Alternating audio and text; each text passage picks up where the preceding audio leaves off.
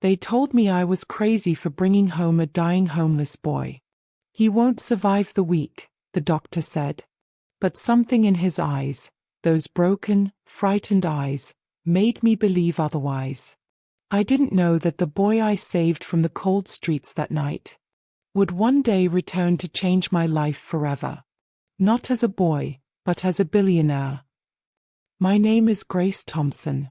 And this is the story of how a single act of kindness rewrote both our destinies. It was a night the city had forgotten. Rain slashed through the streets, and the cold seemed to bite straight through the skin. I had just finished my late shift at the hospital, exhausted, drained, and honestly, heartbroken.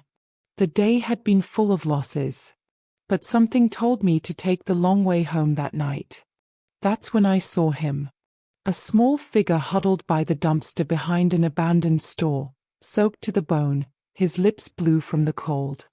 A cardboard sign lay beside him, smudged by the rain. It read, "Please. I don't want to die." I froze. For a moment, I just stood there, my umbrella trembling in my hand. His breathing was shallow, every exhale visible in the freezing air. He couldn't have been older than 9.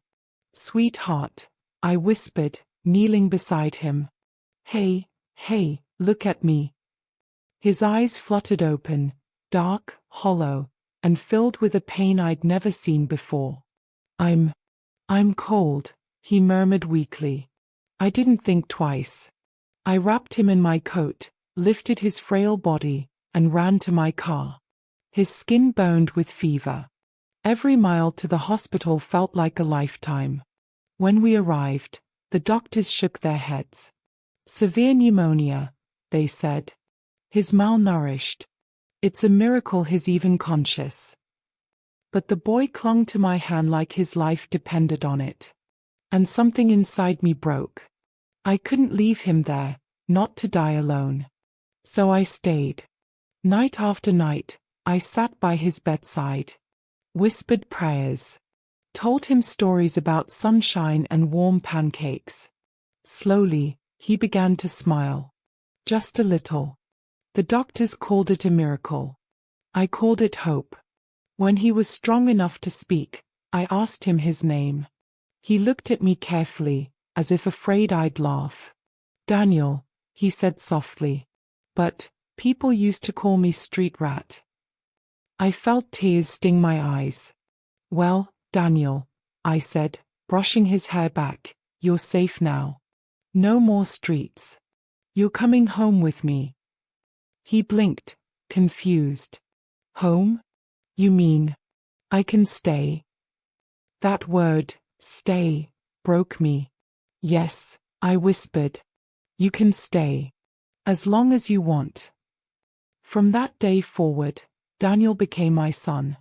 He followed me around the house like a little shadow, curious, quiet, and grateful for everything. He'd thank me for meals, for blankets, even for bedtime stories. But I could tell something haunted him. He'd wake up screaming sometimes, calling for his mother, who, I later learned, had died on the streets after being abandoned by family. I promised myself he'd never know that kind of pain again. Daniel turned out to be extraordinary. He'd spend hours tinkering with broken appliances, fixing them with things from the trash. Once, he repaired my old radio using paper clips and wire. "How did you do that?" I asked. He shrugged shyly. "It's just logic, Mom." Mom. The first time he called me that, I nearly cried. He excelled in school, top of every class, humble, kind, and driven. Teachers said he was gifted. But Daniel never bragged. He worked part-time after school, always saying, "I'll make it up to you someday, Mom." I'd laugh and tell him, "You already have, sweetheart." Little did I know, he meant every word. The day Daniel got accepted into an international scholarship program, he was only 17. He hugged me tightly before boarding that flight to London. "I'll come back for you," he said. "And when I do, You'll never have to work another day. I smiled, though my heart ached. Just promise me one thing, I said. No matter how far you go, don't lose who you are. He nodded, eyes shining. I promise, Mom. And then he was gone. Years passed. I wrote him letters. Sometimes I got short replies, other times, nothing at all. Then, silence. For almost 5 years. I worried. I cried. I prayed. I thought I'd lost him all over again. It was an ordinary morning. I was folding laundry, sipping my tea when I heard the sound of engines outside. Not one. Not two. But 7 sleek black cars pulled up in front of my modest home. My heart nearly stopped. The doorbell rang. I opened it to see several men in suits, and then, stepping out from the last car, a tall, confident man in a designer suit, holding a single bouquet of white lilies. I didn't recognize him at first. But then he smiled. "Hi, Mom." I froze. My teacup shattered on the floor. "Daniel." I gasped. He nodded. His eyes, those same eyes I'd seen in the rain years ago, now burned with strength, success, and warmth. "I told you I'd come back for you," he said softly. "I kept my promise." Tears poured down my face as he hugged me, tighter than he ever had. His men stood respectfully by the cars, as he led me outside to show me something that made my knees buckle. Parked behind the cars was a brand new mansion, freshly built, on the land I used to rent. "I bought everything, Mom," he said, voice trembling with emotion. "This home, the clinic you used to work for, even the hospital where you saved me.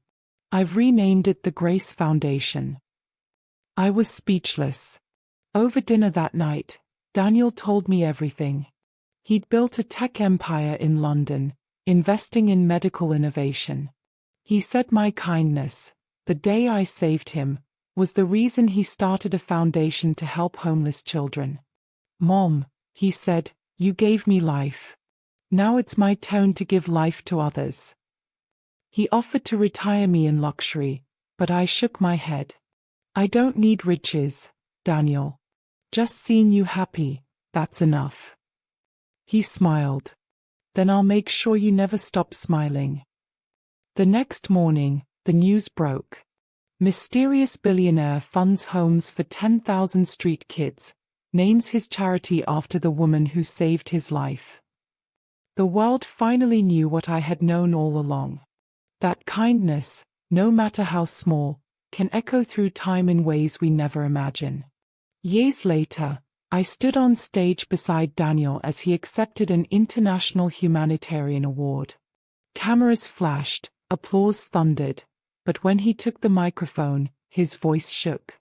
He pointed to me in the crowd. "This woman," he said, "found me dying on the streets when the world had given up on me. She called me son before I even believed I deserved love. Every good thing I am today started with her." I cried openly as the crowd stood in ovation. And in that moment, I realized something beautiful. I hadn't just saved a boy that night. I had raised a miracle. They say one act of kindness can change a life. I say, it can change the world. My name is Grace Thompson. I adopted a dying boy. And years later, he came back as my billionaire son.